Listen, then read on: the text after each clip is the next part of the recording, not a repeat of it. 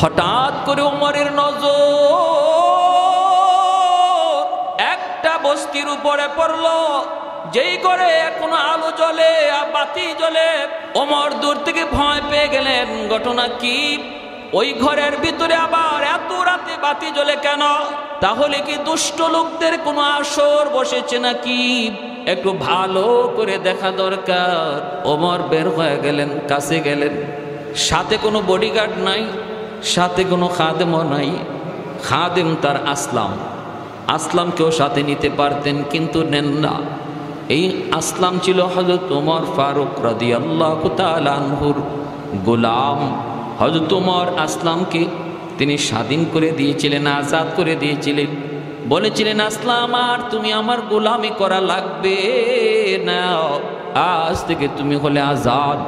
কিন্তু আসলাম বলেছিল চোখের পানি মুছে আর কান্দে আর কয়, নবী ওগো আল্লাহর নবীর সাহাবী, আপনি আমাকে স্বাধীন করে দিতে পারেন, আজাদ করে দিতে পারেন, কিন্তু আমি আসলাম নিয়ত করেছি মরণের আগ পর্যন্ত আমি আপনার খেদমত ছেড়ে যাব না।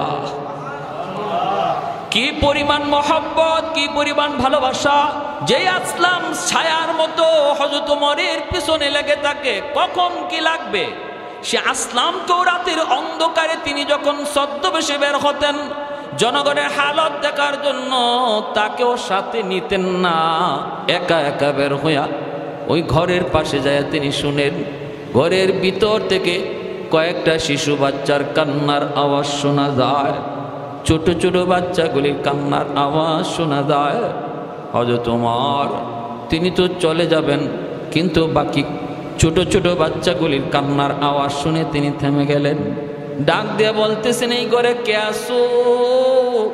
এত রাতে ঘরে বাতি জ্বলে কেন? আর এই বাচ্চাগুলাই কান্না করে কেন? আমাকে একটু বলো।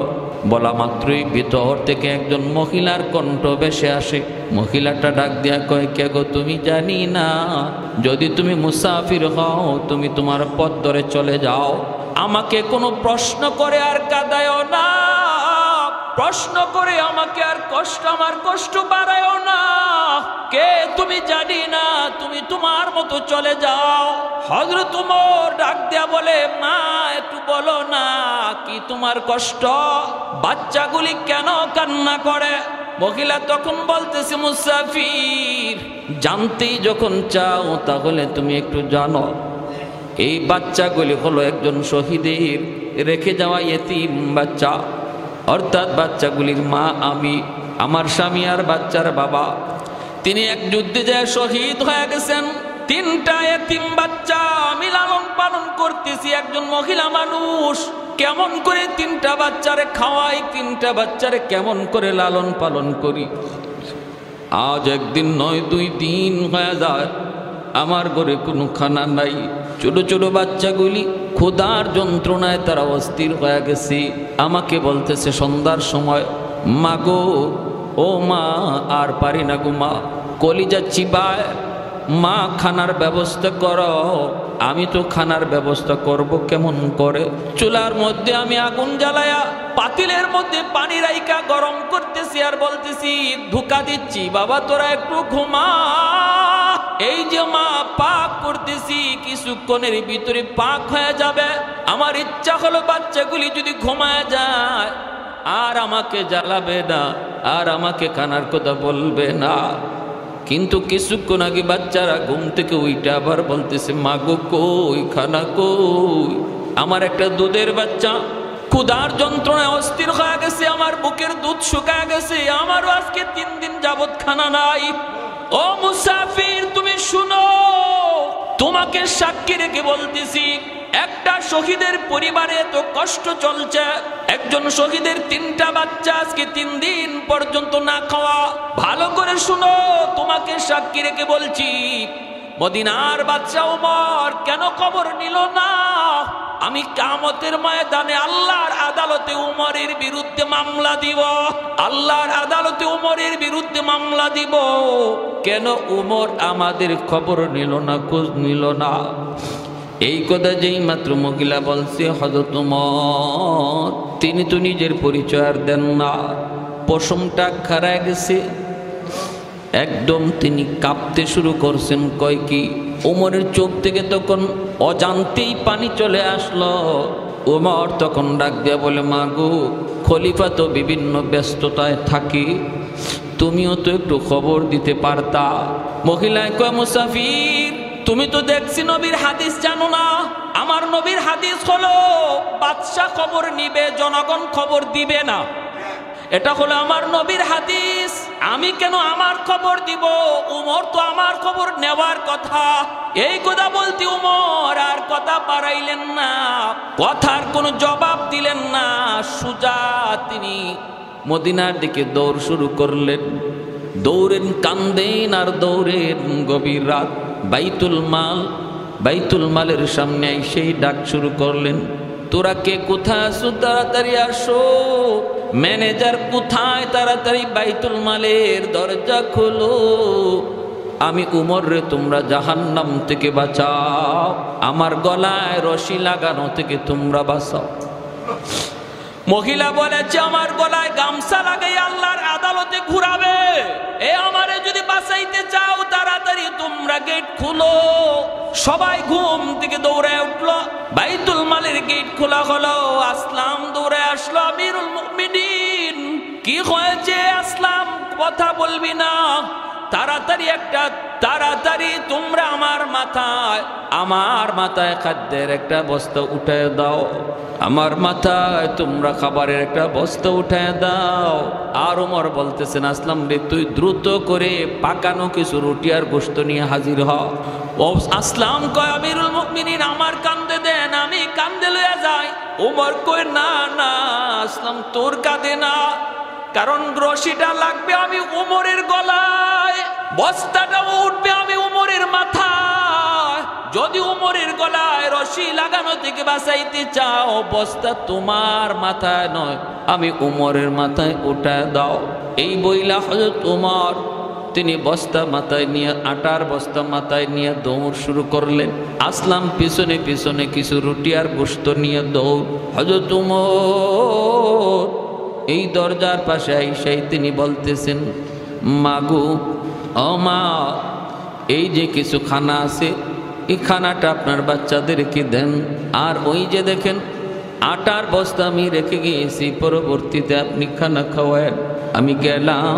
এই বইলা হযরত ওমর যখন দরজার বাহিরে আসতেছেন, মহিলা বাচ্চাগুলা তাকায় তাকায় দেখতেছে মুসাফির। বাচ্চাগুলি কয়, মা গো, মানুষ তো মনে হয় না। মা কয়, বাবা, তোমাদের কান্নার আওয়াজে মনে হয় আল্লাহ ফেরেশতা পাঠাইছে রে বাবা, মনে হয় আল্লাহ ফেরেশতা পাঠাইয়া দিছে। দরজার বাহিরে গেলেন, চোখ থেকে দর দর করে পানি পড়ে ওমর তখনও কান্দেন। এইদিকে ফজরের আজানের টাইম হয়ে গেল। আসলাম কয়, আমিরুল মুমিনিন, একটু চলুন, তাড়াতাড়ি মদিনার দিকে চলুন। হযরত ওমর কয়, আসলাম একটু দাঁড়া। এই জায়গাটাতে দাঁড়ায় আমি ওমর ওই বাচ্চাগুলির কান্নার আওয়াজ শুনেছিলাম রে। এখন আমার মন চায় এখানে দাঁড়ায় আবার বাচ্চাগুলির একটু হাসির আওয়াজ শুই না যায়।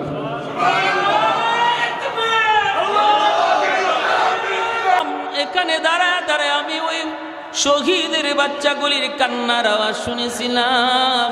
এখন আমার মন চায় আমার এই দুঃখ দেওয়া মনটারে একটু শান্ত দেই, বাচ্চাগুলির একটু হাসির আওয়াজ শুই না, আনন্দের আওয়াজ একটু শুই না। বাচ্চাগুলি মার হাতে রুটিটা খায় আর আনন্দ করে হাসি করে। যেই মাত্র আনন্দের আওয়াজটা ওমরের কানে আসলো, সাথে সাথে মালিকের দরবারে শুকরিয়া আদায় করে সেজদায় পড়ে যান আর কান্দেন, মালিক, এত বড় দায়িত্ব ওমরের কাঁধে তুমি কেন দিছো?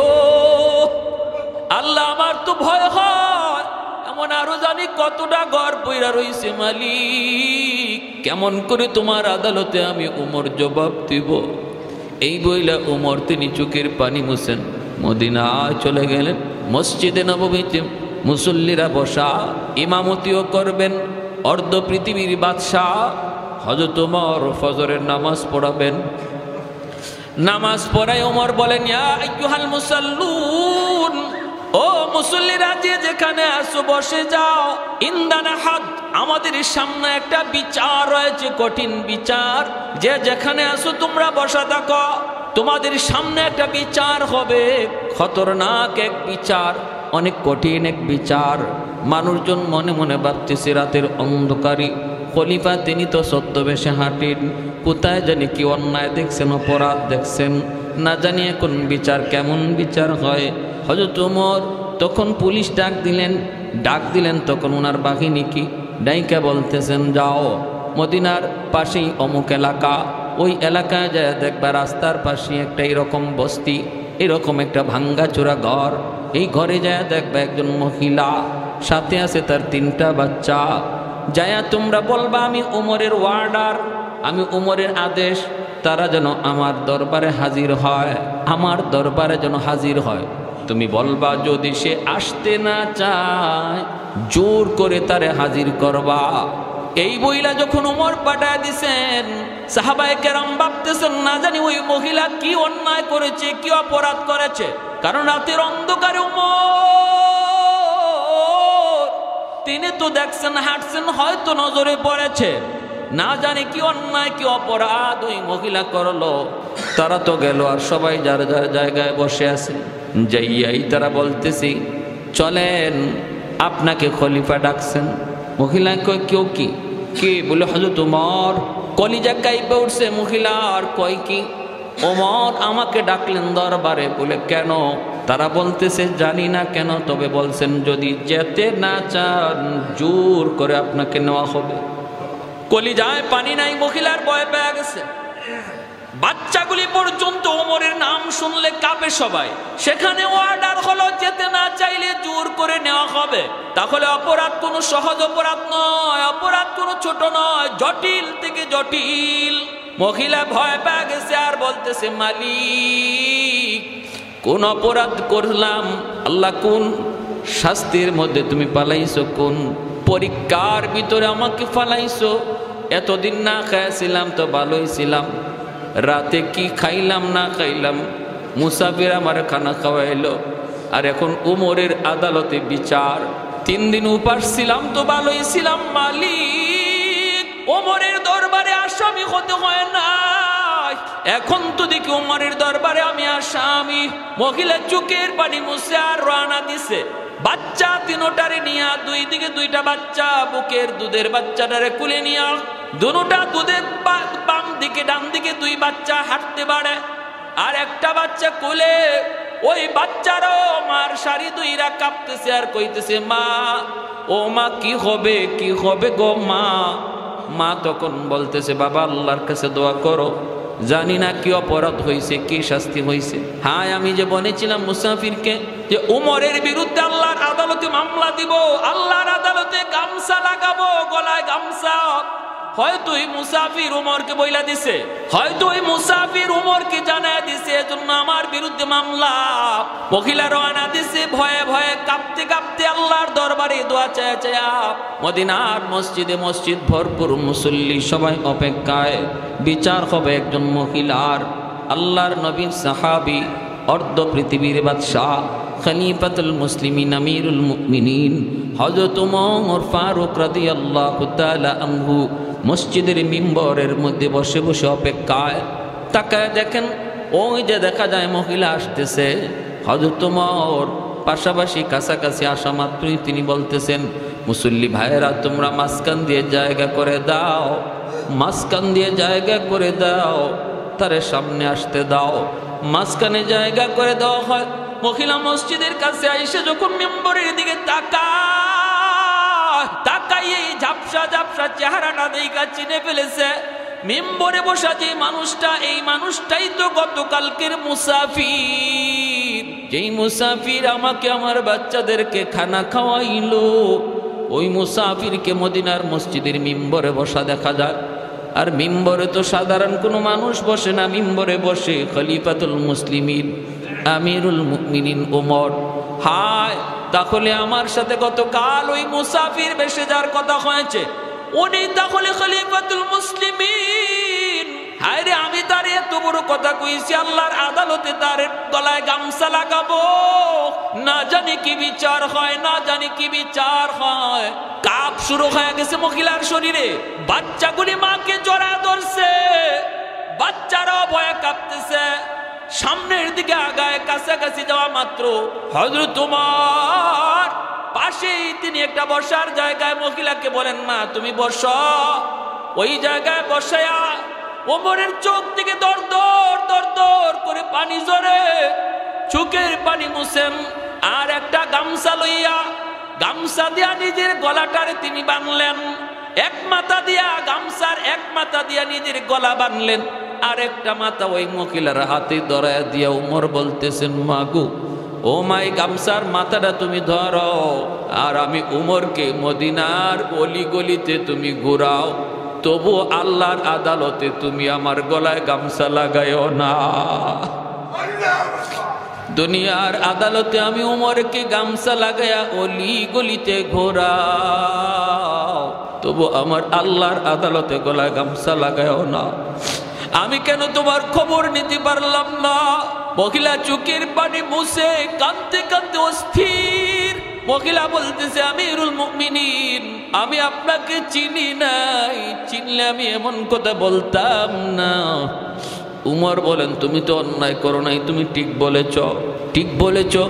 মহিলায় কয়, আমি আপনাকে চিনি নাই, এজন্য আমি এমন কথা বলছি।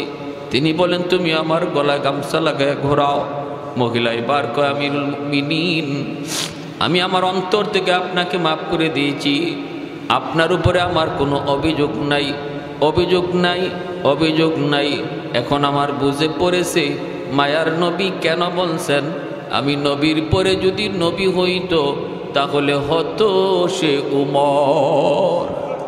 सिद्दीक तेरा नाम से इस्लाम रहेगा, सिद्दीक तेरा नाम से इस्लाम रहेगा, दुनिया की सदाकत में तेरा नाम रहेगा, फारूक तेरा नाम से इस्लाम रहेगा, दुनिया की अदालत में तेरा नाम रहेगा, दुनिया की अदालत में तेरा नाम रहेगा, उस्मान तेरा नाम से इस्लाम रहेगा, दुनिया की सखावत में तेरा नाम रहेगा, हैदर तेरा नाम से इस्लाम रहेगा, दुनिया की शजाअत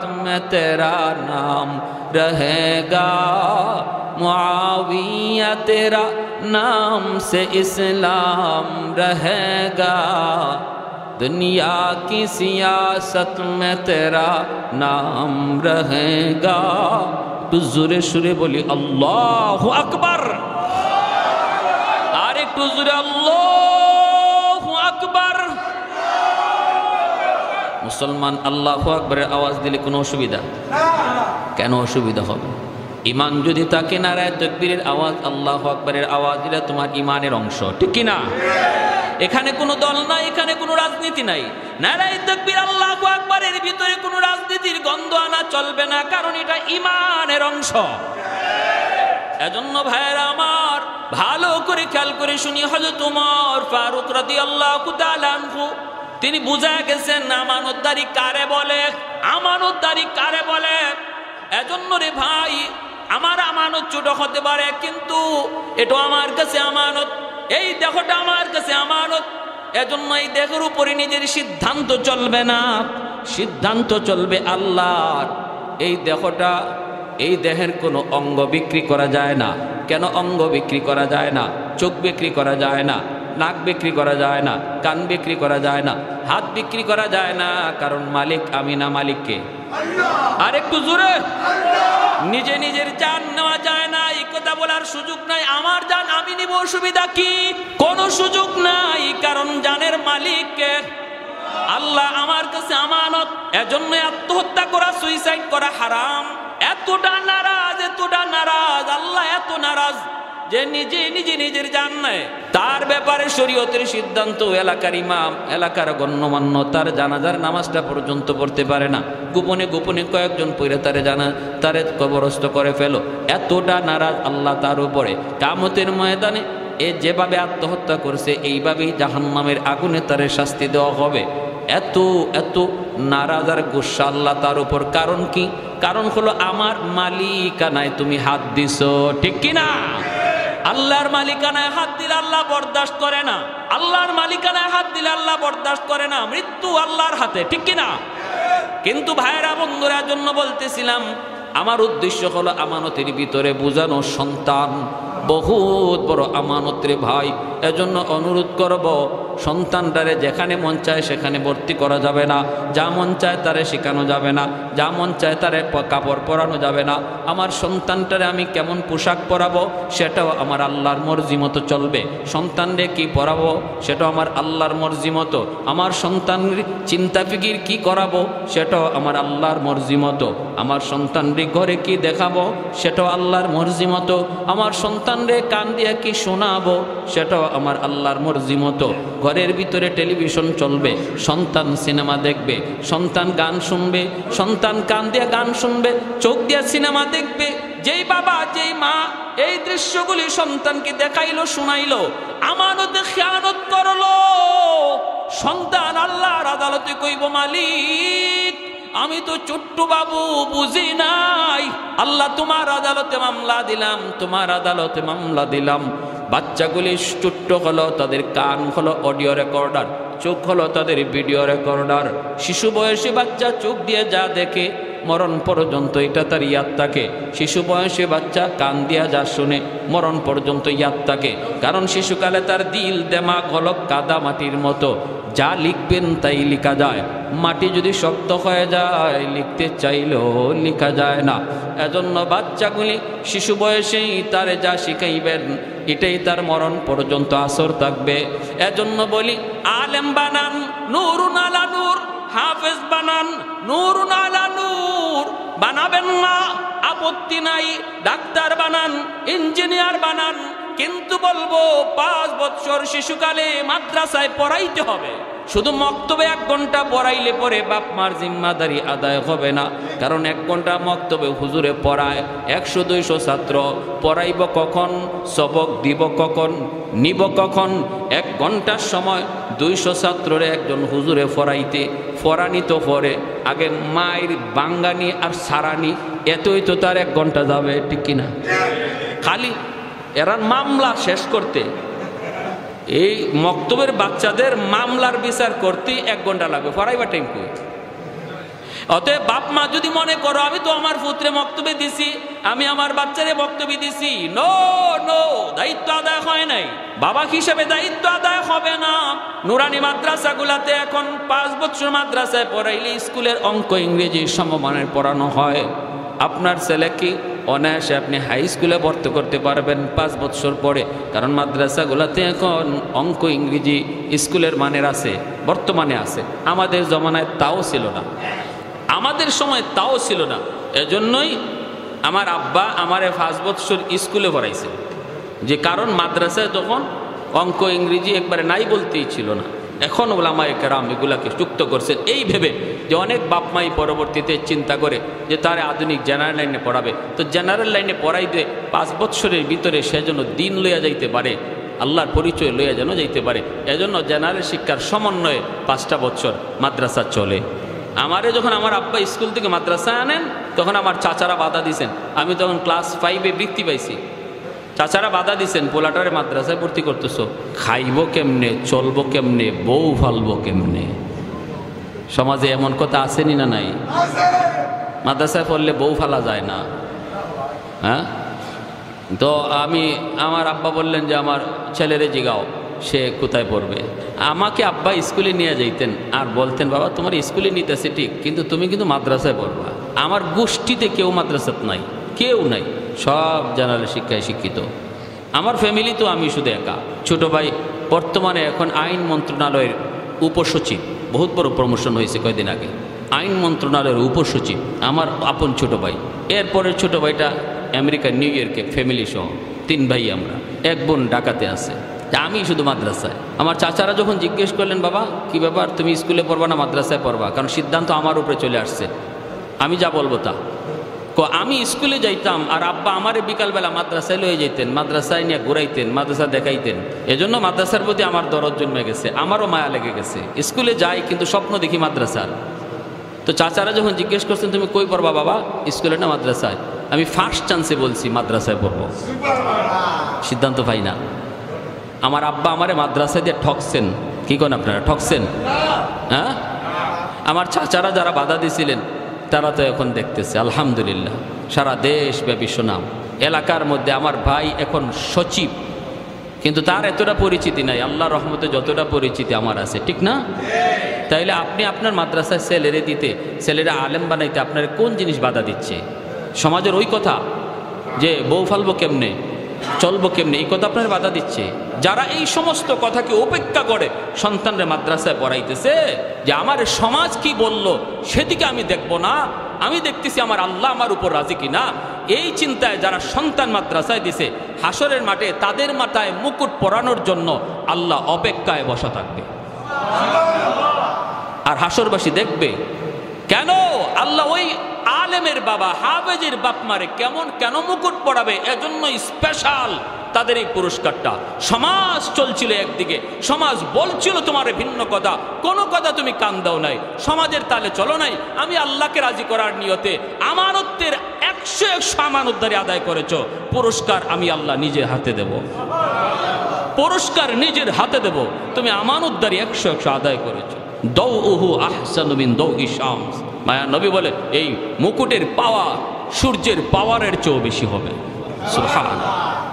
প্যারে হাজিরিন, অতএব কেউ মন ছোট করবো না, মন খারাপ করবো না, বরং মনে সাহস রাখবো, আর সন্তানকে হাফেজ আলেম বানানোর জন্য পাক্কা ইরাদা করো। কারা কারা নিয়ত আছে একটু হাত তুলে আল্লাহরে দেখা। আল্লাহ প্রতিটা হাতকে তুমি কবুল করো ভাই। এজন্য দুনিয়া তো মানুষের কাছে ইজ্জত। মুফতি সাহেবের আব্বা, হাফিজ সাহেবের আব্বা, মরণের পরও আল্লাহ হাফিজ সাহেবের আব্বা কুয়া ডাক দিবে, নাম ধরে ডাক দিবে না। মুফতি সাহেবের আব্বা আম্মা কুয়া আল্লাহ ডাক দিবে।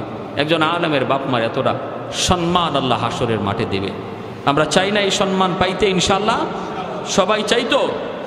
প্যারে হাজরিন, এজন্য বলি লম্বা কোনো কথা না, শেষ কথা এটাই, আপনাদের এই এলাকা আমার পরিচিত এলাকা। আমি ছোট্টবেলা আপনাদের এই এলাকায় হাঁটাহাঁটি করছি। যখন থানাগাঁও মাদ্রাসায় দাখিল পরীক্ষা দিয়েছি, সে 98 ইংরেজিতে, দয়ামির মাদ্রাসায় গেছি, তালবাড়ি হুজুরের খুব মহব্বত করতেন, ওখানে যেয়ে বসতাম, ক্লাসে বসতাম। 6 মাসের জন্য থানাগাঁও আসছিলাম, আইসা এই দাখিল মাদ্রাসায় দাখিল দিয়েছি, গৌরপুর মাদ্রাসায় গেছি, আসা যাওয়া করছি। এই হিসাবে এই মহব্বতের খাতিরেই শুধু আসা, নতুবা ব্যস্ততা অনেক বেশি, খুব কঠিন ব্যস্ততার ভিতরে পড়ে গেছি। আপনারা আমার খুব কাছের মানুষ, আপন মানুষ, মহব্বতের মানুষ। খাস করে দোয়া চাই আল্লাহ পাক যেন সকল ব্যস্ততাকে আসান করে। সবাই বলেন আমিন। নগদ? আচ্ছা ঠিক আছে, আলহামদুলিল্লাহ। এখন হুজুর বলতেছেন যে আপনারা আমার মহব্বতে এই দিনের প্রতিষ্ঠানে যদি আমার হাতে কেউ কিছু টাকা দিতে চান এই মাদ্রাসার জন্য, যদি এমন কোনো ভাই থাকেন, আমি কোনো কালেকশনের বক্তাও না, কালেকশন করিও না, তবে প্রতিষ্ঠান যদি আমাকে বলে, ওই এইভাবেই সহজ সাদা মাটায় কিছু কথা বলি, ভাই আসেননি কেউ দেওয়ার, আলহামদুলিল্লাহ অনেকেই দিয়া দেয়। তো এই দিনের খাতে আল্লাহ যেন আপনার বংশ থেকে একজন হাফেজে কোরআন আলেমে দিন আল্লাহ কবুল করে, হাসরের মাঠে যেন আল্লাহর হাতে আপনি মুকুট পান। একজন ভাই বলেন, হুজুর ইনশাআল্লাহ আমি এখন নাই, هدانا لهذا وما كنا لنهتدي لولا أن هدانا الله لقد جاءت رسل ربنا بالحق ربنا ظلمنا أنفسنا وإن لم تغفر لنا وترحمنا لنكونن من الخاسرين رب اغفر لي ولوالدي وارحمهما كما ربياني صغيرا رب ارحمهما كما ربيانا صغيرا رب ارحمهما كما ربيانا صغيرا ও মালিক, কুদরতি নজরে একটু তাকায় দেখো, আয় আল্লাহ প্রতিকূল আবহাওয়ার ভিতরেও তোমার কিছু বান্দারা তোমার মহব্বতে আয় আল্লাহ একত্রিত হইয়া তোমার কোরআনের কথা তোমার নবীর কথা শুনতেছে। আল্লাহ আমলখানা যদি পছন্দনীয় হয় এর উসিলায় জীবনের সব গুনাহ খাতা মাফ করিয়া দিও। আয় আল্লাহ সামনের দিকে তাকাইলে অনেক যুবক ভাইকে নজরে পড়তেছে, যে যুবক যৌবনে পাগলামি করার কথা, যেই যুবক এই সময়ে আয় আল্লাহ বন্ধুদের সাথে সময় কাটানোর কথা, আয় আল্লাহ তা না করে তোমার দ্বীনের খাতিরে আল্লাহ বসে বসে তোমার পবিত্র কথাগুলি শুনতেছে গো আল্লাহ। ও মালিক, আজকের এই বসাকে আমাদের প্রত্যেকের জন্য নাজাতের উসিলা বানায় দাও আল্লাহ। জানি না গো মালিক কার কখন কোথায় কিভাবে তুমি মরণ লিখে রাখছো। কত যুবক যৌবনে কবরে চলে গেল, কত ভাই ছোট ভাই বড় ভাইয়ের আগে কবরে চলে গেল। ও আল্লাহ, একসাথে খেলাধুলা করছি, একসাথে ঘুরছি, একসাথে পড়ালেখা করছি, আজকে বন্ধু কবরে শুয়ে আছে, জানি না কার মরণ কোথায় লিখে রাখছো। যার মরণ গাড়িতে বাড়িতে আসার সুযোগ নাই, যার মরণ প্রবাসে দেশে আসার সুযোগ নাই, আল্লাহ মরণের আগে আগে আমাদেরকে পাক্কা নামাজি দিনদার বানায় দাও। বেনামাজি বানায়া কাউরে তুমি কবরে নিও না গো আল্লাহ। আমরা কাটি দিলে সবাই তওবা করলাম, বাকি জিন্দিগিতে আর কোনোদিন নাফরমানি করবো না, আর কোনোদিন গুনার পথে যাবো না, আর কোনোদিন গুনার দিকে পা বাড়াবো না। মেহরবানি করে প্রত্যেকের তওবাকে কবুল আর মঞ্জুর ফরমাও। যারা হাত বাড়াইছি গো মালিক, জানি না কার জানি আমার মতো দুঃখিনী মা দুনিয়ায় নাই। যার মা নাই সে জানে মা কত বড় নিয়ামত, যার বাবা নাই সে জানে বাবা কত বড় দৌলত। আল্লাহ, অনেকে হয়তো আমার মতো এখানে মা হারা, যার মা শেষ ঘরে গিয়ে আম্মা কয়া ডাক দিবে, যার মা আছে ঘরে গিয়া মা কয়া ডাক দিবে, মায়ের দরজাটা খুলবে। আমার মতো যার মা নাই, মা কয়া আজকে ডাক দিতে পারে না।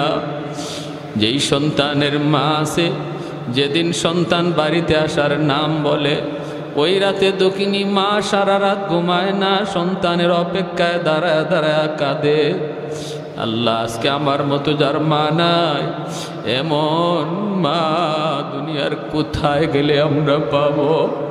মার বয়সের কত মহিলা দেখা যায়, মারে দেখা যায় না। এই আল্লাহ, ঘরে গিয়া মার কাপড় চোপড় পাওয়া যায়, মার খাটটা দেখা যায়। যেই পালঙে ঘুমাইতো ওই পালংটা এখনো আছে, মা নাই। ও মালিক, তোমার হাবিব তো বলেছে সন্তান যখন বাপ মার জন্য দোয়া করে তোমার দরবারে সরাসরি কবুল। এই ইসামতি মাদ্রাসার মাহফিলে একটু তাকে দেখো, মা হারা সন্তান চোখের পানিটা ফালায়া তোমার কাছে মার জন্য কান্দে। যার বাবা নাই গো মালিক, যেই বাবা ঘর বানায় দিয়া গেল, মাথার উপরে লাইট জ্বলে, ফ্যান ঘুরে, ওই বাবা আজকে যেই কবরে শুয়ে আছে, আলো নাই বাতাস নাই। আল্লাহ, বাপ মার কবরে তুমি আলো বাতাসের ব্যবস্থা করে দিও, বাপ মার কবরে জান্নাতে বিছানা বিছায়া দিও।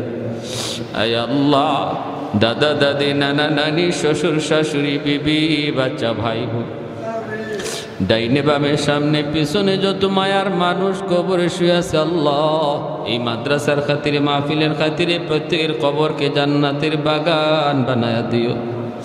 আয় মাওলাই করিম, আয় আল্লাহ আমাদের আব্বা আম্মা যাদের জীবিত হায়াতে বরকত দিয়া দাও। আল্লাহ বিবি বাচ্চার হায়াতে বরকত দাও। আমাদের সন্তানগুলিকে নেককার দিনদার নামাজি সন্তান বানাও, সন্তানগুলিকে কোরআনের হাফেজ বানাও, আলেমে দ্বীন বানাও। ইসামতি এলাকার প্রতিটা ঘরে ঘরে কোরআনের হাফেজ কবুল করে নাও। আয় আল্লাহ, প্রতিটা ঘরে আলেমে দ্বীন কবুল করে নাও। আমার ইসামতি এলাকার যত প্রবাসী ভাইয়েরা প্রবাসে থাকে, আল্লাহ প্রবাসে থাকা যে কতটা কষ্টের যারা আছে তারা জানে, কেউ জানে না। আল্লাহ, সর্বদা দিলটা দেশের বাড়িতে পড়ে থাকে, দেহটা প্রবাসে থাকে। আল্লাহ, আয় আল্লাহ আনসারউদ্দিন ভাই উমরায় গেছে, মা হারায় গেছে, মা সন্তানরে খুঁজে পাইতেছে না। আল্লাহ তুমি সন্ধান দিয়া দাও। আয় আল্লাহ প্রবাসী ভাইদের রুজি রোজগারে বরকত দাও, তাদেরকে তোমার হুকুম আকাম সঠিক মতো পালন করার তৌফিক দাও। আয় আল্লাহ পাক্কা নামাজি দিনদার বানাও, অন্তর থেকে লোভ লালসা হিংসা বিদ্বেষ দূর করে দাও, পরস্পরে মিল মহব্বত ভালোবাসা বাড়ায় দাও। আয় আল্লাহ যারা অসুস্থ আছে সুস্থ করে দাও, যারা সাহায্য সহযোগিতা করতেছেন করবেন, আল্লাহ প্রত্যেকের সহযোগিতাকে নাজাতের উসিলা বানায় দাও। যে যে নিয়তে দান করতেছেন আল্লাহ প্রত্যেকের দিলের নেক নিয়তকে কবুল করো, মঞ্জুর করো। যার যত সমস্যা আছে আল্লাহ কুদরতিভাবে তুমি সমাধান করে দাও। আল্লাহ দেশে বহুত বড় একটা ঘূর্ণিঝড় চলতেছে মালিক, জানি সব কিছু তোমার ইশারায় হয়। আমাদের গুনার কারণে আল্লাহ তুমি এত নারাজ হইও না গো মাওলা, আমাদের উপর ইমানি পরীক্ষা দিও না, আমরা ইমানদার বড় দুর্বল। আয় আল্লাহ এই বিপদ থেকে গোটা জাতির হেফাজত করো। আয় আল্লাহ ছোট ছোট বাচ্চাগুলির খাতিরে তুমি আসমানি জমিনের গজব থেকে বাঁচাইও। আয় মাওলাই করিম, আয় আল্লাহ আমার যুবক ভাইদেরকে পাক্কা নামাজি দিনদার বানায় দাও, মা বোনদেরকে মাফ ফরমাও, আমাদের আজকের এই বসাকে কবুল ফরমাও, মাদ্রাসার ছাত্র উস্তাদকে কবুল করে নাও। আল্লাহ ছোটো ছোটো বাচ্চাগুলি, আয় আল্লাহ এই বাচ্চাগুলি যেই বয়সে মার কুলে ঘুমায়, বাবার কুলে ঘুমায়, এই বাচ্চাগুলি বাপ মা সাইরা তোমার কোরআনের মহব্বতে আয় আল্লাহ এই মাদ্রাসা আইসা গভীর রাতে ঘুম থেকে উঠে নিজের খানা নিজে খায়, নিজের বিছানা নিজে বিছায়, মার কলিজাটা রাতের বেলা কাঁদে, খাইতে বসলে মা খাইতে পারে না, সন্তানের কথা ইয়াদ করে, বাবা ঘুমাইতে গেলে ঘুমাইতে পারে না, সন্তানের কথা ইয়াদ করে। আমার সন্তানটা জানি মাদ্রাসায় এখনও ঘুমাইছে কিনা, এখনও খাইছে কিনা। আল্লাহ তুমি ওই সকল বাপ মার মনের আশা পূরণ করে দাও। আল্লাহ তাদের সন্তানগুলিকে তুমি দ্বীনের জন্য কবুল করে নাও। আয় আল্লাহ দ্বীনের জন্য কবুল করে নাও। আয় আল্লাহ এলাকার সমস্ত মানুষকে তুমি আনসার বানাও। আয় আল্লাহ আনসার বানাও। আয় আল্লাহ ছাত্রদেরকে মুহাজির বানাও। আয় মাওলাই করিম উস্তাদদেরকে ইখলাসের সাথে খেদমত করার তৌফিক দাও। আমার উস্তাদ ভাইদের সকল হাজত গাইবে খাজানা থেকে পুরা করে দাও। ওয়াসাল্লাল্লাহু তাআলা আলা খাইরি খালকিহি মুহাম্মদ ওয়া আলা আলিহি ওয়া আসহাবিহি আজমাইন। আমিন বিরহমাতিকা ইয়া আরহামার রাহিমিন।